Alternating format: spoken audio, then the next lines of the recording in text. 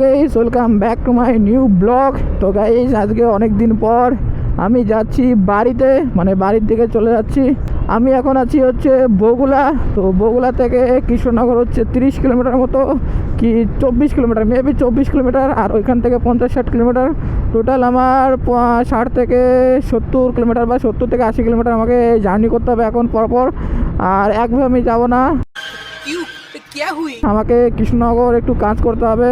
Main কাজ হচ্ছে ওষুধ নিতে হবে, মানে আমার ওষুধ অর্ডার দেওয়া ছিল, সেখান থেকে ওষুধটা নিয়ে জাস্ট বিলটা জমা দিয়ে তারপর বেরিয়ে যাব। সামনে কোনো পুলিশ না থাকলে হয়, কারণ ভোটের টাইম তো চেকিং একটু বেশি হবে, পুলিশ যাতে না থাকে ভাই। সামনে ভাই পুলিশ থাকে মাঝে মাঝে, দু জায়গায় পুলিশ থাকে, এইখানে থাকে এই তেল পাম্পের কাছে, এখন তো নেই। আর এক জায়গায় থাকে, সেটা হচ্ছে সামনে। তো সামনে দেখা যাক পুলিশ আছে কিনা। পুলিশ থাকলে দূর থেকে দেখে ভাই দাঁড়িয়ে যাবো, প্রবলেম নেই। তারপর যত সময় না পুলিশ যাবে তত সময় আমি এখান থেকে যাব না, নাহলে অন্য যে রোড আছে অন্য রোড দিয়ে চলে যাব। আর কৃষ্ণনগরের ভেতরে ঢুকে তো কোনো প্রবলেম নেই, ওইখানে ধরবে না হয়তো, কারণ কোথায় কোথায় ধরে আমি জানি, সেই রাস্তাতে না গেলেই হবে। তাছাড়া পুরো পারফেক্ট। তো গাইজ তোমরা কে কোথার থেকে ভিডিওটি দেখছো অবশ্যই করে কমেন্ট করো কিন্তু। আর আমার কিন্তু এখন নর্মাল রাইডার ভিডিও হয়, কোনো রিয়াকশন থাকে না। হয়তো আজকের ভিডিওতে একটা কি দুটো রিয়াকশন থাকতে পারে, যদি ওষুধের দোকানে ওইখানে পাই তাহলে থাকবে, না হলে থাকবে না। তো চলো গাইজ তোমরা রাইডার মজা নাও, আমি সামনের দিকে যেতে থাকি। তো গাইজ আমি এই মুহূর্তে ঢুকে গিয়েছি আমাদের কৃষ্ণনগর শহরে, মানে কৃষ্ণনগর সিটিতে। আর মেঘ যা হয়েছে না, দারুণ মেঘ হয়েছে, হিসাবের বাইরে দেখো পুরো অন্ধকার হয়ে যাচ্ছে ধীরে ধীরে। তো আমি ট্রেনে বেরিয়ে যাবো ওষুধটা নিয়ে। আর সামনে দেখতে পাচ্ছ আমাদের রাজবাড়ি, রাজা কৃষ্ণচন্দ্রের বাড়ি দেখতে পাচ্ছ। এইখানে এখন ভাই গেট লাগিয়ে দিয়েছে, যার জন্য ঢুকতে পাবে না, নাহলে ভাই ঢুকতাম। গেট লাগিয়ে দিয়েছে এখন।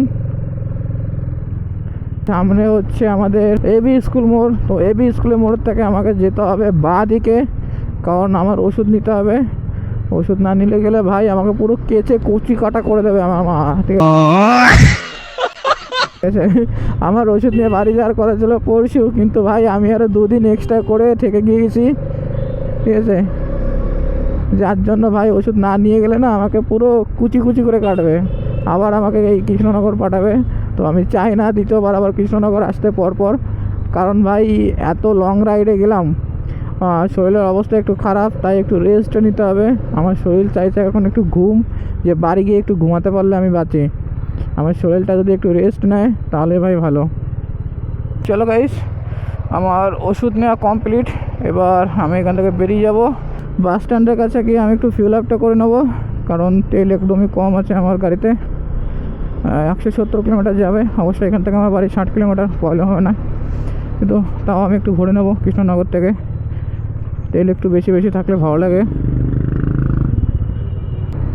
এই শহরের ভেতর দিয়ে আসলেই ভাই কুলেন্ট চালু হয়ে যায়, কেন জানি না, অটোমেটিক কুলেন্ট চালু হয়। ওরে বাবা কাকার গাড়ি দেখো, পুরো ড্যান্স করতে করতে যাচ্ছে, ও তেরি। তো গাইস আমার সামনের বাইকটাকে একবার চেক করো, জাস্ট হেভি বাইক না, দুটো সাইলেন্সার ভাই, দমদার, স্পিডও আছে, কিন্তু ভাই সাইলেন্সার দুটো দিয়েছে কিন্তু কোনো আওয়াজ দেয়নি। মনে হচ্ছে ভাই মানে কোনো বাইক যাচ্ছে বুঝতে পারবে না, এতটা নর্মাল আওয়াজ দিয়েছে এই গাড়িতে। চলো ভাই ওভারটেক করে আমি বেরিয়ে যাবো, দেখো চেক করো, দারুণ কিন্তু। তো ভাই এইসব গাড়ি ভালো লাগে, কিন্তু কী বলো তো, যখন দেখি ডবল সাইলেন্সার কিন্তু আওয়াজ নেই, ভাই আওয়াজ তো দেবে নাকি, সাউন্ডটা একটু ম্যাটার করে ভাই। এখনকার ছেলেপেলের কাছে একটু বেস টাইপের সাউন্ড হবে মানে আলাদাই মজা ভাই। ছেলেপেলে একটু বেস পছন্দ করে এখন বাইকের ক্ষেত্রে, যার জন্য সবাই সাইলেন্সার মডিফাই করে সব চেঞ্জ করে নেয়। কিন্তু ভাই একটা কোম্পানিকে বুঝতে হবে যে হালকা একটু বেসটা একটু দিতে হবে।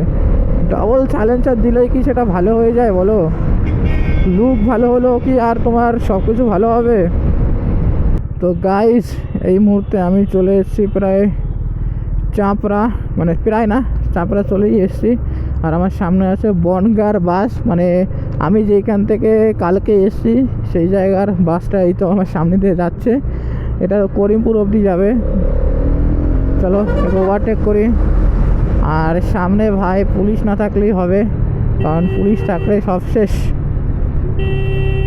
এই দেখো 3 জনা যাচ্ছে, হেলমেট নেই। ওরে বাবা, এ কি ছিল ভাই, সব ওলট পালট করে দিয়েছে। ভাই সিগন্যাল পড়িস না, সিগন্যাল পড়িস না, সিগন্যাল পড়িস না, সিগন্যাল পড়িস না। কি যে বলবো ভাই, সিগন্যাল নেই তাও দৌড় মারবে ভাই। এখানে পুলিশ ধরেনি, মাঝে মাঝে ধরে, আজকে নেই ভাই। আমার সামনে শুধু একদিন পড়েছে। দেখো কুলেন চালু হয়ে গেছে ভাই।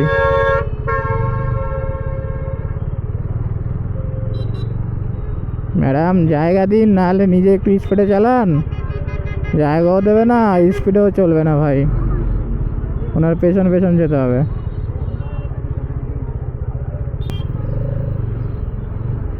অবশ্যই এনাদের পেছন পেছন গেলে ভাই বিপদ হবে না, সহজে রাস্তা পেয়ে যাবো। এখন এনারা তো যখন তখন যেখান সেখান থেকে ঢুকিয়ে দেবে না। এনাদের দেখে সবাই রাস্তা সাইড দিতে হবে, আমাকে দেখে দেবে না, আমাকে ছাড় দেবে না, এনাদের ছাড় দেবে। কি হচ্ছেটা কি এখানে?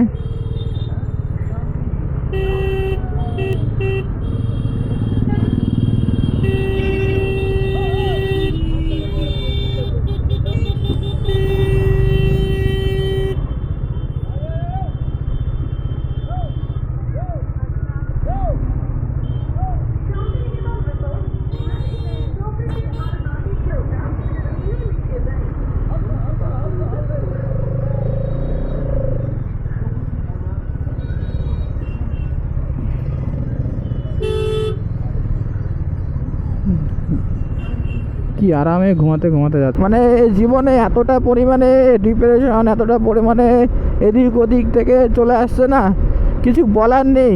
তারপরও ভাই সব ত্যাগ করে, সব সহ্য করে ভাই সব সময় ভাই তোমাদের সঙ্গে বের হয়ে যাই আমি। তোমাদের সাপোর্ট জন্য আমি বেরোতে পারি, নাহলে ভাই এতদিন আমি বেরোতে পারতাম না ভাই। কি বলে তো, জীবনে একটা মেয়ে যদি তোমার চায় তাহলে তোমাকে সারা জীবন সুখেও রাখতে পারে, আবার যদি সেই মেয়েটা চায় তোমাকে কান্না করে তোমার জীবন পুরো শেষ করে দিয়ে চলেও যেতে পারে। ওহো, এটা কি যাচ্ছে? কেউ মারা গিয়েছে নাকি? নাকি ও আচ্ছা, শিফট হচ্ছে, এক জায়গা থেকে অন্য জায়গায় শিফট হচ্ছে। আমি ভাবলাম ভাই আবার কি হয়ে গেল। ভাই আমাকে যদি কেউ একটা চাকরি দেয় না, যে তোমার শুধু দিনভর ঘুরতে হবে, না তোমার কোনো কিছু আছে, না তোমার সংসারের ঝামেলা, আবার না কোনো কিছু, ঘোরার জন্য যে টাকাগুলো লাগবে শুধু সেগুলো দিলেই হবে, দিনভর যদি বলে তোমার সারা বছর সারা দিন সব সময় ঘুরে বেড়াতে হবে, ভাই আমি যা কি খুশি হব। আমাকে এই অফারটা যদি কেউ দেয়, শুধু ঘুরবে শুধু ঘুরবে এরকম একটা অফার দিক ভাই কেউ, আমাকে খুব খুশি হবো ভাই আমি এরকম অফার দিলে। তো গাইস আমি টোটো চলে এসেছি। তো তোমাদের একটা জিনিস দেখাচ্ছি, দেখো আমার পেছনে দুটো তিনটে একটা বাইক আছে, রয়্যাল এনফিল্ডের বাইক, যেখানে 3 জন আছে, কিন্তু আমার সঙ্গে রেস লাগাচ্ছে ওরা। এবার আমি তো রেস লাগাচ্ছি না ওদের সঙ্গে, ওরা জোর জবরদস্তি রেস লাগাচ্ছে। সো আমি তো রেস লাগাচ্ছি না ভাই, একবার টান মারলাম ওরা পেছনে টেকে গেছে, তারপর টান মারেনি। তো আমি তো চলে এসেছি টোটো, এটা আমাদের হাউলিয়া মোড়।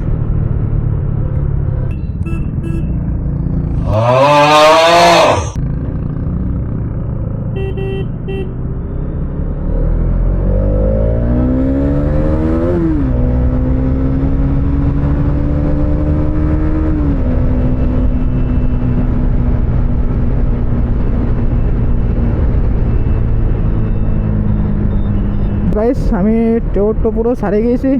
এখান থেকে আমার বাড়ি আর মাত্র 10 কিলোমিটার, বেশি না, হালকা হালকা।